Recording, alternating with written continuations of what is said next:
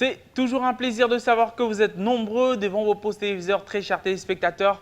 Bonjour ou bonsoir, ça dépend de l'heure à laquelle vous nous suivez. Je suis Chimbunga, votre présentateur. Ça se passe comme ça, ici sur B1 Télévision chaque semaine. Nous passons des très bons moments à travers ce programme. BB1, ce programme, comme je disais, qui vous donne la chance de découvrir, de savoir, de comprendre tout à travers beaucoup de domaines en RDC. Comme d'habitude, on a toujours un magnifique public sur ce plateau, mais aussi des invités comme ça avec qui on va partager. Donc, je vais pouvoir demander à tout le monde sur ce plateau de pouvoir acclamer pour sa présence. On acclame encore plus fort, non? Et donc, partout où vous nous suivez, sachez très bel et bien que vous allez ensemble avec nous passer un très bon moment parce que nous allons, en tout cas, voyager. Nous allons parler de choses qui vont apporter un plus à travers votre connaissance, qui va vraiment vous édifier et sûrement vous donner des informations sur peut-être des choses que vous ne savez pas. Comme je disais, j'ai des invités sur le plateau. Je vais commencer avec le premier. Il s'appelle Sam. Il est coordonnateur de la Fondation Nadine. Bonsoir Sam. Bonsoir monsieur. Vous allez bien? Ça va bien, merci. Moi, c'est Sam Saïdi. Je suis le coordonnateur de la Fondation Nadine Longo Baometo. Enchanté. Enchanté, relax, posé, voilà, comme à la maison. Ouais, comme à la maison. On l'acclame, hein? Et donc, juste à côté, on a l'un des plus élégants garçons de Kinshasa, de la RDC. Il s'appelle Monsieur Djuna. Bonsoir. Bonsoir, Ruchi. Vous allez bien? Très bien, merci à vous. Ça va. Déjà passé sur ce plateau dans une autre casquette. Aujourd'hui, on revient pour parler d'autre chose. Ouais, aujourd'hui, je suis dans ma casquette de consultant en développement de projets dans la fondation, au sein de la fondation Nadine Longo Baometo. Donc, je ne suis pas dans ma casquette de styliste, fondateur de la ligne de vêtements classiques Mr. C Collections. Bienvenue sur BB1. Avec plaisir. On l'acclame, non? Et donc, alors de ce côté, on a Julien qui est cofondateur d'une entreprise, voilà, 24 Bio, c'est ça? Exactement, 24 Bio est dans la vente et la distribution de fruits et légumes à travers Kinshasa. Ok. Nous existons depuis 2017 et voilà, petit à petit, nous évoluons marque dans la ville. Ah, ok. Bah, bureau n'a bien là, on a 24. Bureau en AGB. On l'acclame quand même. Hein? Et pour finir, nous avons la seule diva de ce soir. Et donc, Dorcas, bonsoir. Bonsoir. Tu vas bien? Oui, je vais bien, merci. Mignonne, bien habillée, ou Kanagi Bafan, il faut vraiment baloulanga dans le quartier, c'est ça? Même pas. On l'acclame quand même, hein? C'est pour te taquiner que je dis ça. Bienvenue sur BB1. Tout à l'heure, on va entrer en profondeur. On revient un tout petit peu pour d'abord comprendre c'est quoi la fondation Nadine Longo. Alors, la question, elle est tellement intéressante. J'ai eu toujours le plaisir de présenter cette plateforme. En fait, Fondation Nadine Longo Baometo, FONALBA en sigle, c'est une plateforme qui existe il y a 6 ans. Ok. Et nous existons depuis 6 ans et pendant ces 6 ans, nous avons fait pas mal d'actions ici dans la ville-province de Kinshasa et dans 2 provinces. Nous sommes ici comme le siège national à Kinshasa, mais aussi dans 5 autres provinces de la République démocratique du Congo, comprenez. Alors, déjà dans notre mission, ok, pour la fondation, c'est de lutter contre la vulnérabilité des enfants, des filles mères ou encore de la population congolaise en général. Ok. Cette vulnérabilité ne s'arrête pas à ces personnes-là citées, mais aussi dans d'autres secteurs, entre autres l'éducation, la santé, l'agriculture que nous allons peut-être développer aujourd'hui, mais aussi l'entrepreneuriat. Voilà ce que nous faisons en grosso modo dans notre fondation. Qui tient la tête de cette fondation? Oui, la tête de cette fondation est tenue par un couple. Le monsieur s'appelle monsieur Junior Baometo Moké. C'est un international footballeur congolais qui joue aujourd'hui chez Daring Club Motema Pembe. Et il fut un de nos sacrés champions d'Afrique. Ok. ok, à la période des Fimbu Fimbu. Vous connaissez bien Junior Baometo. Et sa femme, qui est la présidente, s'appelle Nadine Longo Baometo. Et c'est d'eux-là qui gèrent maintenant la FONALBA et suivi de nous autres, ainsi que certains coordonnateurs provinciaux. Très bien dit. Je reviens chez vous, très chers téléspectateurs, pour vous dire que chaque Bibiwan égale à un sujet. Aujourd'hui, on va comprendre l'importance de l'agriculture pour le développement d'un pays. On dit souvent, ventre affamé n'a point d'oreille. Aujourd'hui, la RDC a un sérieux problème parmi les pays où les gens mangent le moins au monde, où il y a encore un sérieux problème de famine, aussi longtemps que nous avons des hectares et des hectares de terres arables qui sont vides. Avec ces jeunes sur ce plateau, on va essayer de comprendre pourquoi les augmentations de prix sur le marché, pourquoi. Donc on va en tout cas parler de l'agriculture. Je pense qu'on va commencer avec vous, Juna, Oui. pour essayer de comprendre un peu qu'est-ce que l'agriculture peut changer pour l'économie d'un pays, selon vous. Qu'est-ce que l'agriculture peut apporter comme plus? Premièrement, le pouvoir d'achat de tous les jours. Vous avez dit sur la rareté des biens, la cherté des biens sur le marché. C'est quasiment normal parce que nous importons tout. Même le kirdan au Congo sont importés de l'Afrique du Sud. Donc, premièrement, nous devons faire l'agriculture parce qu'on dit toujours qu'on a près de 80 millions d'hectares de terres arables au Congo. On a près de donc presque 90 millions d'habitants. Donc nous sommes sur un marché de près de 90 millions de clients. Donc nous pouvons nous-mêmes produire en interne et vendre en interne et faire un bon chiffre d'affaires. Donc l'agriculture, c'est très important. Pourquoi? C'est quasiment le secteur primordial pour le développement économique d'une nation. Il y a des nations qui sont des exemples actuellement, qui se sont développées qu'avec l'agriculture. Moi, je fais mes études en Inde, je vous assure. En Inde, eux, il n'y a pas de fruits saisonniers. Vous pouvez manger la mangue quand vous voulez, parce qu'ils ont mis en place des systèmes pour produire à tout moment. Et nous, posez-vous la question, qu'est-ce que nous faisons avec ces millions d'hectares de terres arables? La République démocratique du Congo emporte pour des milliards de dollars chaque année sur l'alimentaire. Des milliards de dollars. Ce qui est, nous sommes en train d'exporter la richesse inutilement. Nous pouvons nous-mêmes produire en interne et faire en sorte que nous puissions réduire cette enveloppe-là de la moitié en 5 ans, 10 ans et jusqu'à arriver peut-être à moins que ce qui est prévu aujourd'hui. Donc voilà. Dans les supermarchés, il y a même des citrons importés, quoi. Exactement. Exactement. Et pourtant, quand vous allez peut-être au fin fond de la forêt des Mayombe, il y a des fruits qui pourrissent. Et c'est par là que le secteur agroalimentaire, bien l'agriculture ne peut pas se développer de soi-même. Il faut commencer par les infrastructures, entre autres les routes. Parce que comment est-ce qu'un agriculteur qui est dans les Mayombe ou dans la forêt en Équateur va acheminer ses produits jusqu'à Kinshasa, où il y a un marché fructueux? Il faut qu'il y ait des routes, il faut qu'il y ait des moyens. Vous voyez? Parce qu'on peut tout dire que non, voilà, tout ce qu'il nous faut, c'est avoir des moyens pour cultiver. Oui, mais il faut aussi avoir le moyen pour les acheminer à Kinshasa. Oui. Voilà. Très bien dit. Il mérite quand même des acclamations, hein, je pense. Alors, je reviens un peu chez vous. À l'heure où les jeunes veulent investir dans le numérique, à l'heure où les jeunes veulent investir dans l'entrepreneuriat, en tout cas qui n'a rien à voir avec ce secteur qui est primordial pour la vie, pourquoi 24 pensent à investir dans ce secteur? Premièrement, je reviendrai sur le point très important que mon ami Juna a soulevé, c'est sur l'importance d'investir localement.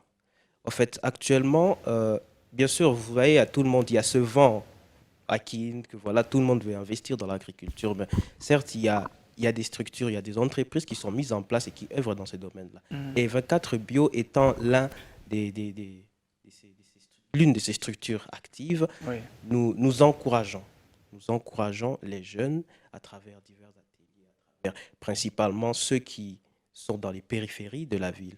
Ces jeunes producteurs, ces familles qui produisent des fruits, des légumes, qui évoluent dans toutes sortes de productions. Mhm. Nous nous associons à ces personnes-là et c'est principalement avec elles que nous évoluons. Nous acheminons leurs produits jusqu'à nous assurons de les distribuer dans les différents ménages, Ok. nous assurons de les vendre en ligne. Et je crois qu'il s'y est de comprendre pour toute la jeunesse congolaise combien il est important d'investir dans l'agriculture. Les grandes nations se sont développées à travers l'agriculture. Et au lieu, bien sûr, de chercher à investir dans ce qui va rapporter rapidement, ils devraient comprendre qu'il est important de se lancer dans ce qui est sûr. Parce qu'il est ici question de non seulement faire des bénéfices, évidemment, parce qu'il s'agit de l'entrepreneuriat, on cherche tous à gagner, mais il est important de comprendre qu'on est en train de bâtir un héritage, que lorsque nous ne serons plus là, nous allons le léguer aux générations futures et ça sera quelque chose d'assez grandiose pour notre pays. Très bien dit. Je vais revenir un peu chez la dame. Alors, on voit le courant entrepreneurial côté agrobusiness, comme monsieur vient de le dire, un peu en vogue depuis un moment. Mais on se rend compte que pour ceux qui cultivent dans les champs, c'est plus les mamans. Ceux qui veulent investir dans ce domaine, c'est plus les jeunes hommes. Il y a quand même quelques femmes, il faut le dire. Mais que les jeunes femmes, en fait, vous préférez investir pour voilà, les plantes à Dubaï et les baskets à Brazza et les talons et tout. Est-ce que pensez-vous que aujourd'hui, les jeunes femmes quinoises voient l'importance d'investir aussi dans ce genre de domaine?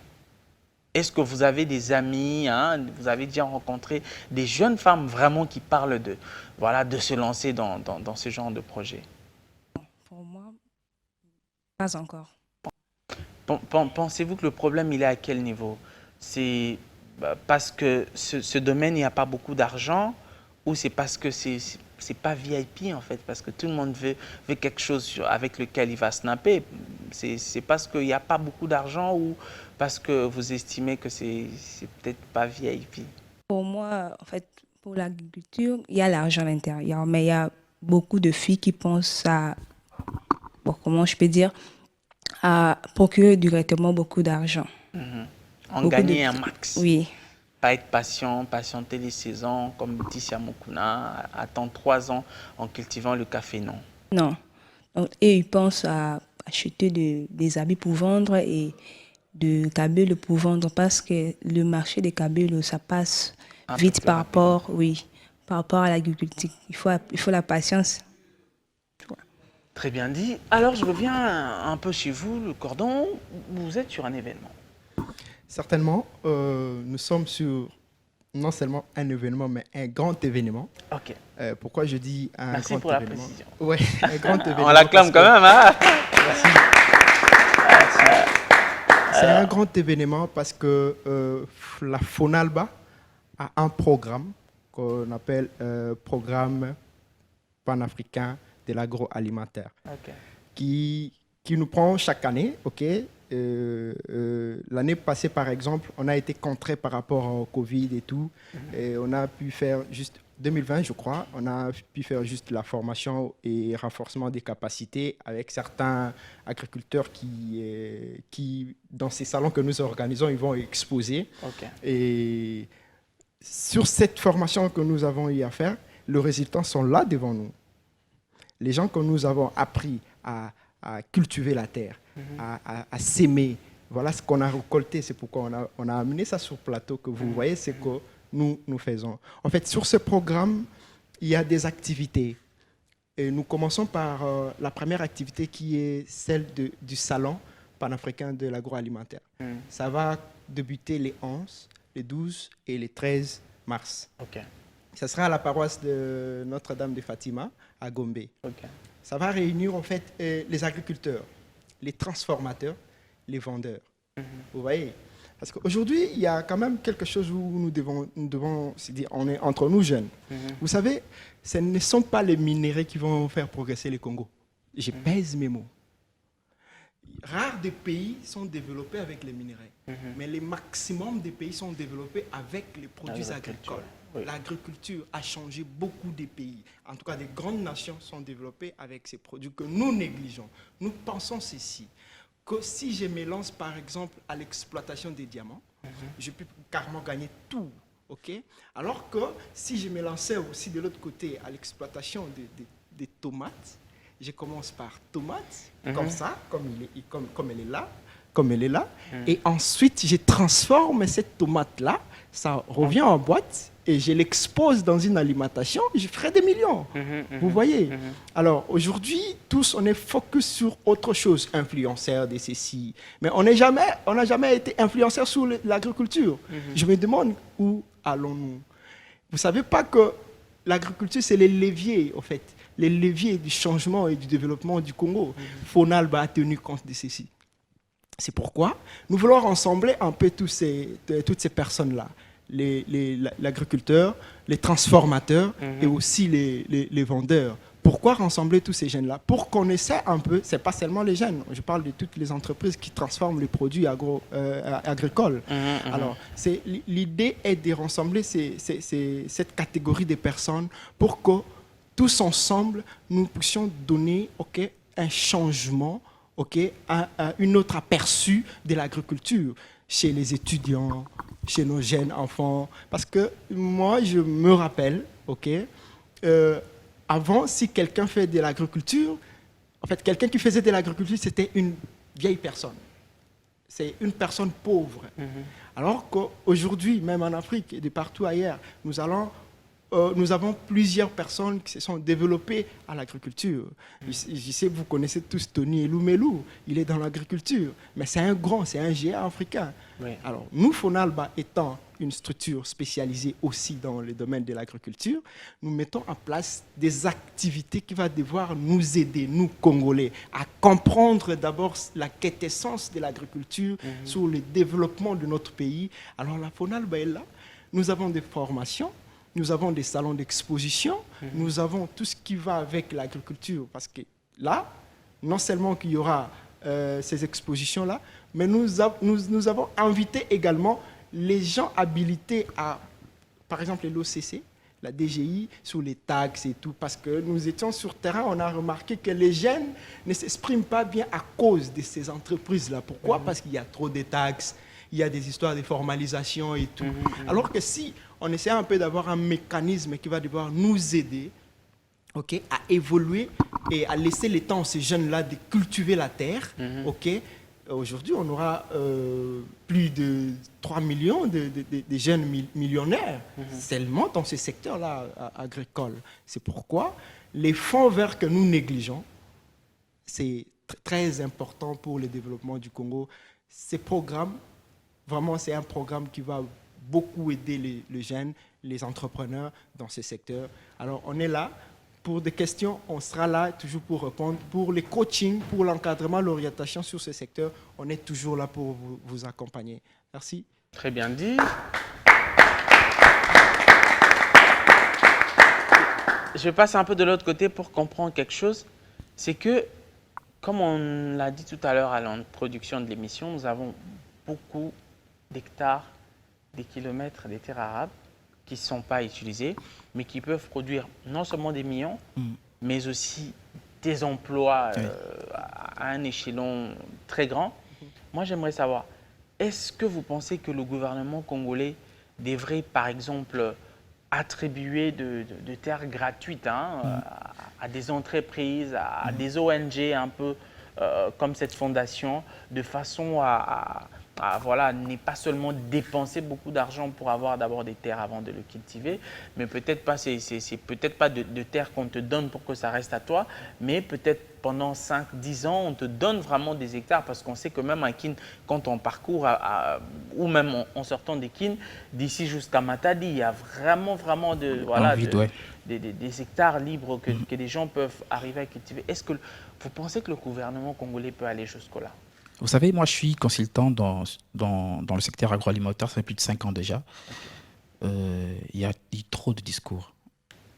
C'était le temps pour passer à l'action, carrément. Avec ce que la FONALBA a apporté, déjà avec le salon, c'est tellement innovant et c'est pragmatique. Pour rejoindre ce que vous avez dit, vous savez, la recette de richesse dans le monde est simple. La recette de richesse est simple. Et que les grandes nations transforment tout ce qu'elles produisent, en fait. Les petites nations, excusez-moi le terme, importent sans transformer. Ok. Donc, ce qui veut dire, si nous voulons bien résoudre le problème du chômage, la crise économique, nous devons industrialiser le secteur agroalimentaire.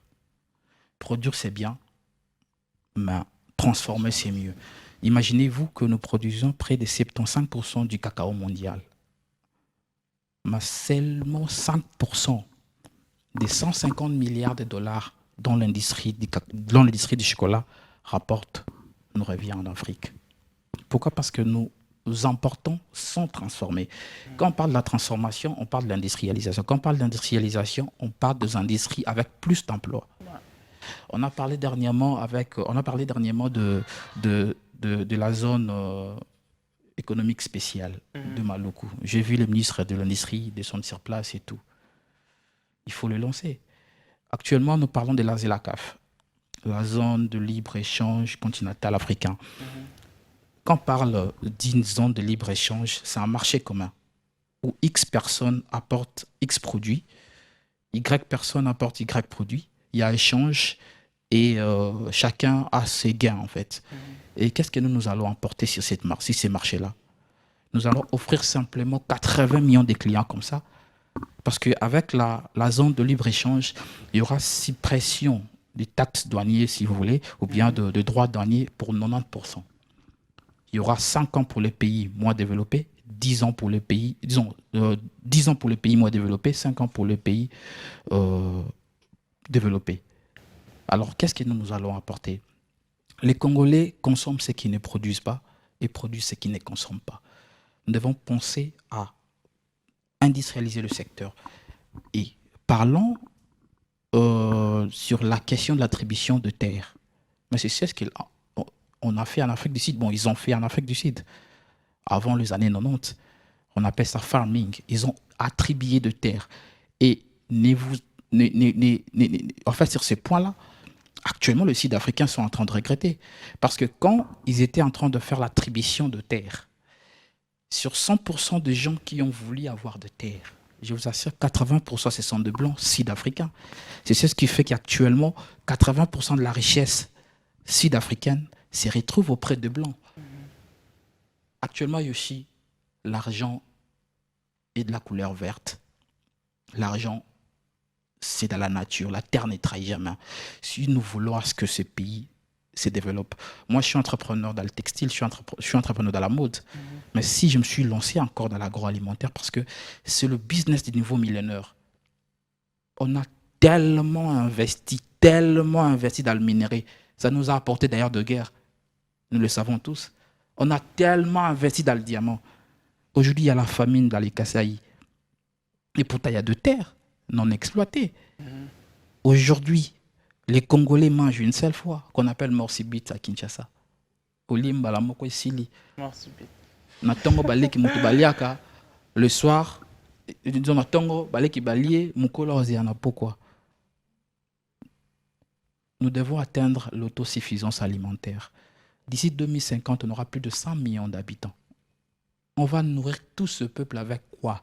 Et raison pour laquelle les Congos avaient besoin de telles initiatives. Il y aura conférence où il y aura des panélistes sur le secteur. Parce que quand on parle du salon, c'est un moment d'échange. On a trouvé la solution. Il y aura exposition, il y aura vente. Mais seulement, on a eu tellement de conférences. Les gens sont venus.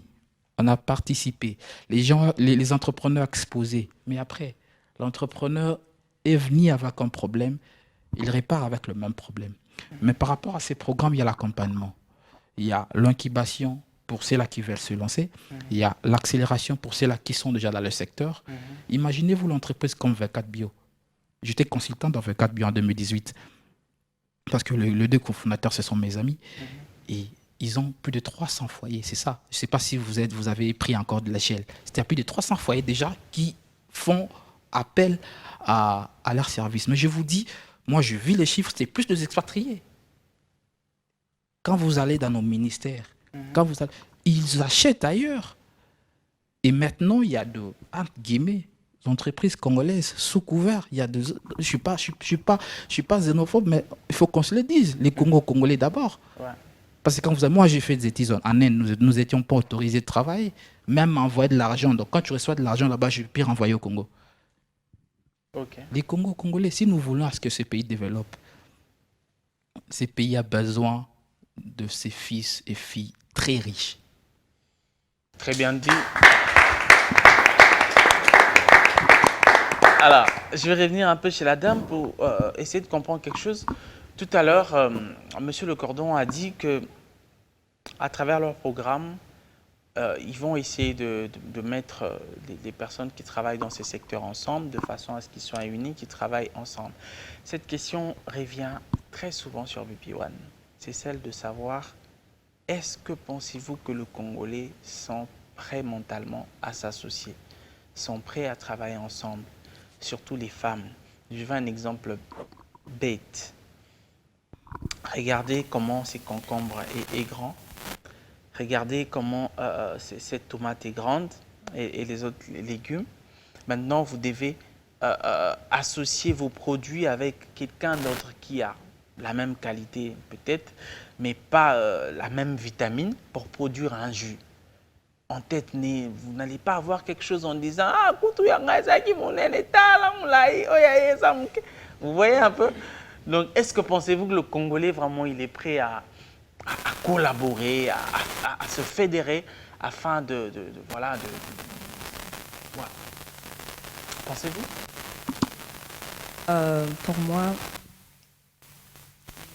Pour moi, je ne pense pas pour l'instant d'abord. Parce que les Congolais, d'abord, pour l'instant, ils pensent d'abord à eux-mêmes d'abord, à leur famille. Chacun veut avoir pour lui, quoi. Oui, avoir les sources de révénance d'abord pour lui-même. Et pour moi, je ne pense pas. Donc, si je peux dire ça. On va peut-être vous contredire tout à l'heure. Alors, à ce que j'ai entendu, vous êtes associé, c'est ça? Exactement. Avec votre cousin, votre frère, un ami? Je suis associé avec mon vieil ami, Gédéon Machichi. Ok. Et lorsque nous avons lancé 24 buts en 2017, c'était avec cette vision-là, justement, d'être parmi ceux qui vont faire la différence, non seulement par des discours, mais par des actions. Et en parlant d'association, Juna et Sam, c'est aussi des amis que je connais depuis bien longtemps. Okay. Et nous évoluons dans les mêmes structures, nous nous connaissons, nous sommes un réseau. Et je crois que c'est de ça exactement que le Congo a besoin. Le Congo a besoin des réseaux puissants, des personnes qui croient en elles. Voilà pour vous avoir master. Et là, une question qui m'a staté parce que il y a un point essentiel sur lequel nous insistons toujours entre nous. Et que l'amitié ou la familiarité ne doit jamais interférer avec les affaires. Raison pour laquelle nous partons toujours sur la paperasse, sur les papiers. Tout doit être bien préétabli à l'avance. De cette manière-là, nous sommes sûrs que chacun va exactement faire sa part. Et lorsqu'il faudra rendre des comptes, évidemment, nul ne sera excusable. C'est dans cette vision-là que nous pensons que plusieurs jeunes doivent évoluer. Parce que si nous voulons changer les choses, nous n'avons pas besoin des discours. Il y a des actions à poser et à poser dans les temps, dans l'immédiat. Parce qu'il y aura toujours des statistiques. Lorsqu'on revient en arrière, il y a des réalités décriantes, il y a des réalités tristes. Mais qu'est-ce qu'on fait par rapport à toutes ces réalités? Je vais vous donner un exemple. 24 Bio travaille avec, disons, dans les périphéries de la ville. Et il y a des villages, il y a des petites villes et tout ça. Et en fait, ces personnes-là sont dans l'agriculture. Elles cultivent, mais en fait, elles cultivent pour elles-mêmes. C'est une, comme on dit, une culture de subsistance. Et lorsque nous approchons ces familles-là, nous leur proposons de produire à grande échelle. Et bien sûr, quand on dit à grande échelle, c'est une façon de parler, elles ne vont pas produire comme des industries, par exemple. Mais en fait, elles augmentent juste leur production. Et qu'est-ce que 24 Bio fait? Nous leur prêtons main, nous les encourageons. Il y a, par exemple, ces quelques foyers avec lesquels nous disons, nous avons signé une sorte de partenariat par lequel nous avons dit, OK, nous assurons l'éducation de vos enfants parce que la raison pour laquelle vous faites l'agriculture, c'est pour manger et faire étudier vos enfants. Alors nous nous occupons de ça et vous vous concentrez sur la production. Et de ce côté-là, comme évidemment le transport est un très grand challenge dans ce domaine, nous assurons d'acheminer le produit du village, de la périphérie, jusqu'au centre de distribution. Et de là, nous les dispatchons dans les ménages, nous les vendons en ligne, etc. Et aussi, comme mon frère Juna l'a dit, c'est triste parce que nous avons plus d'expatriés qui commandent nos produits que nos propres frères. Et pourquoi? Mais c'est parce que d'abord, ces personnes-là voient à quel point nous sommes passionnés. Et elles croient en nous. Et c'est pour ça que j'encourage tous nos autres frères congolais à croire aux jeunes entrepreneurs congolais. Parce que des fois, nos clients, ils exigent juste la perfection. Et on peut pas avoir la perfection. Nous sommes en train de travailler petit à petit pour arriver à ce point-là. Et peut-être même que la perfection, on ne l'atteindra jamais. Mais au fait, le but derrière ça, c'est de faire quelque chose qui contribue au développement de notre pays et qui laisse au fait un héritage aux générations qui vont suivre. Très bien dit. Alors, on est en train d'échuter. J'ai une question un peu pour tout le monde. Avant de prendre la dernière question, je vais commencer par vous. J'aimerais savoir, ne pensez-vous pas que l'Afrique reste un tout petit peu derrière côté champ, culture, parce qu'à l'époque, l'homme se levait et partait chasser et la femme devait aller au champ. Aujourd'hui, l'homme se lève toujours, il va travailler et la femme, elle suit Novelas. Ne pensez-vous pas que si la femme était restée celle qui partait toujours au champ, peut-être qu'on aurait développé les choses d'une autre façon? Est-ce que la mondialisation a apporté quelque chose de négatif de ce côté-là, côté africain? Effectivement, vous avez raison de dire ça. Ça sera la même question pour tout le monde. C'est un constat que vous avez fait. C'est normal, c'est logique. Nous le constatons qu'aujourd'hui, nos sœurs sont, ou encore les dames d'aujourd'hui, sont plus sur Novelas et autres, iPhone 13 Max Pro et tout. Je vais dire quelque chose. Vous savez, pas tout le monde. Non, je sais. Ah, bien sûr. Et iPhone, excusez, je ne fais pas la publicité. iPhone 13 Max Pro, c'est $1000, j'espère, 1200. Alors qu'un hectare est loué à $100. OK. Vous voyez, déjà, ça te permet. Nous, c'est un concept qu'on a opté à la Fonalba. Déjà, avec un iPhone qui coûte $1000, tu t'es dit, voilà, je prends les $500 qui équivaut à 1 million de francs congolais, je prends quelques hectares au niveau des télé et consorts, et les 500, les 1 million qui restent, j'écris un projet au niveau des CNASEM où on peut me donner les semences gratuitement, ok. Et puis les 500, les 1 million qui restent, je sais comment faire ça avec le main-d'œuvre et consorts. Et à la fin, j'aurai combien d'iPhones? Autant. Et peut-être si vous avez sémé la tomate qui ne traîne pas, les piments qui ne traînent pas, un sac de piment, ça coûte combien, vous savez, maintenant sur le marché? C'est au fait dans les 300 000 francs congolais. OK. 300 000 francs congolais, c'est déjà ça, $50. Vous voyez? Du coup, si tu as produit, estimons à 300 sacs, c'est combien d'iPhone?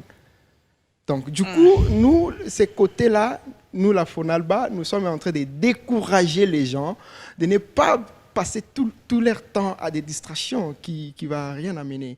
Venez, suivez les formations, les renforcements des capacités, nos programmes que nous avons mis en place, et ça va devoir nous aider à aller de l'avant, non seulement vous, dans votre ménage, mais aussi les Congos, parce que c'est toujours les Congos qui gagnent. Si aujourd'hui on a 500 millions de milliardaires, imaginons, c'est le Congo qui va gagner.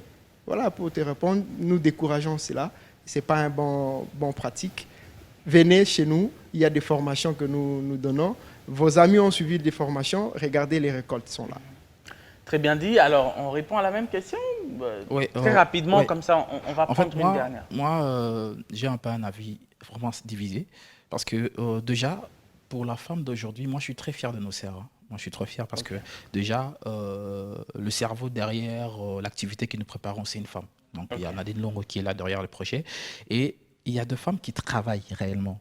Mhm. Mais on a un problème avec cette nouvelle génération et que le faux plus devant. Affiché, ouais, Oui. c'est le vrai. En fait, il y a plus de visibilité sur ceux-là qui font du mal, en fait. Vous avez vu avec tout ce qui se passe sur Twitter, le trade et tout, et tout. Maintenant, tout le monde généralise. Et pourtant, il y a des femmes qui travaillent. Moi, je suis très fier de nos sœurs, surtout de notre génération, parce que nous, on a trouvé un pays déjà... Sur le train, Ouais, essaye On Le de- doit pays normalement qui bouge. être fier de Voilà. ceux qui travaillent. Mais ceux Exactement. qui moi, ne je- font rien, on ne je- peut pas je- les encourager de je- rester dans le rien. oui, Il faut leur je- encourager de faire du bien. C'est pour ça qu'il a dit que oui, c'est j'ai pas plus tout le monde, l'habitude c'est de ça. voir le bon côté des choses, en fait. Je suis très fier de nos sœurs. Alors, c'est là qui savent qu'une... Pensez-vous que c'est la majorité qui sont du bon côté? Non, c'est pas la majorité qui sont qui est de bon côté, c'est vraiment la minorité. Mais je pense que cette petite minorité peut drainer les autres. Parce que l'intelligence a toujours été plus forte quand elle est présente quelque part. Et c'est là, le problème est que c'est là qui font du bien, celles qui font du bien, qu'elles essaient un peu de s'afficher aussi. On fait trop de la publicité, des mauvaises choses. Alors, on vient de ce côté. Vous partagez leur avis? Je partage l'avis de Juna parce que exactement le mauvais côté de la femme est trop mis en avant. Et je crois qu'il y a cette femme-là, bosseuse, cette femme-là qui travaille sans relâche. Elle est là. Elle est là quelque part et je crois que c'est son image qui a besoin d'être mise en avant beaucoup plus que celle des autres, voilà, qui ne désirent que des hommes, qui ne désirent que des iPhones, bien s'habiller, sortir et tout ça. Il y a cette femme-là, elle est là. Et elle doit se lever, elle doit se mettre en avant, elle doit faire sa publicité. Parce que généralement, on ne fait pas la publicité des bonnes choses. Vous savez, les mauvaises nouvelles courent plus vite que les bonnes. Et les personnes qui font ces bonnes actions-là, ces femmes-là, elles doivent se lever, elles doivent se mettre en avant. C'est d'ailleurs le mois de la femme qui va bientôt commencer. Elles doivent vraiment sortir de leur cocon, des discours et tout ça, et influencer positivement les autres jeunes filles afin que voilà, ce mouvement-là soit quelque chose, non seulement, que ce ne soit pas quelque chose qui est limité à un mois, mais que ça soit perpétuel, quoi. Très bien dit. La dame? Alors, vous partagez l'avis, disons que aujourd'hui, par exemple, si vous vous mariez et que votre mari vous demande d'aller au champ tous les jours pour pouvoir apporter ces genres de légumes, vous serez partante, vous, selon la vision que vous avez aujourd'hui? Où ça s'est passé, c'était pour l'arrière-grand-mère? Oui, je crois bien parce que, en fait, je pense souvent qu'il faut se battre d'abord dans la vie. Donc, il faut investir d'abord dans la vie avant d'abord de se marier. Moi, je pense d'abord, il faut que je dois avoir beaucoup d'argent et je vais me marier. Pour avoir beaucoup d'argent, il faut se battre dans la vie. Il faut cultiver et chercher le travail et pour s'en sortir. Donc, s'il y a des opportunités, tu ne vas pas hésiter. Ouais. Très bien dit. Nous sommes arrivés complètement à la fin de cette émission. Alors, Monsieur Le Cordon, comment on fait pour vous joindre? Les personnes qui veulent être là le 11, 12, 13, comment ils font pour accéder à vous, à vos pages, un contact, etc. Oui, merci. Déjà, ces salons panafricains de l'agroalimentaire aura lieu les 11, comme vous avez dit, 12, 13. Donc, ça sera 3 jours d'exposition, vente et il y aura même réseautage, les lobbying qui va se passer. Alors, nous sommes sur l'avenue Tabouley, ok, numéro 1353. Ok, à la Sainte de la paroisse Notre-Dame de Fatima. Exton Bye Bye. Exactement. Et puis, le numéro pour nous contacter, c'est les plus 283 81 77 00 288. On répète? 081 77 00 288. Alors, dans nos pages, écrivez Fondation Nadine Longo Baometo. Vous allez nous voir avec ce que nous faisons. Et nous invitons par cette occasion tous les partenaires, sponsors et autres de nous joindre parce que c'est un événement où ça va regrouper en tout cas plusieurs entreprises ici et certaines entreprises de nos voisins parce que c'est une activité pana-africaine. Donc, c'est ça. Très bien dit. Alors, quelque chose à ajouter pour cet événement? Ouais, moi, je pense que le temps est arrivé pour qu'on puisse réellement développer ces secteurs. Et j'invite, moi, c'est plus le Vous avez la caméra pour passer votre les message. petits agriculteurs, de jeunes qui ont déjà des entreprises, mais qui ont besoin de la visibilité. Venez, il y a des stands qui seront là. Vous pouvez passer au bureau, réserver vos stands. Et croyez-moi que la terre ne trahit jamais. Merci.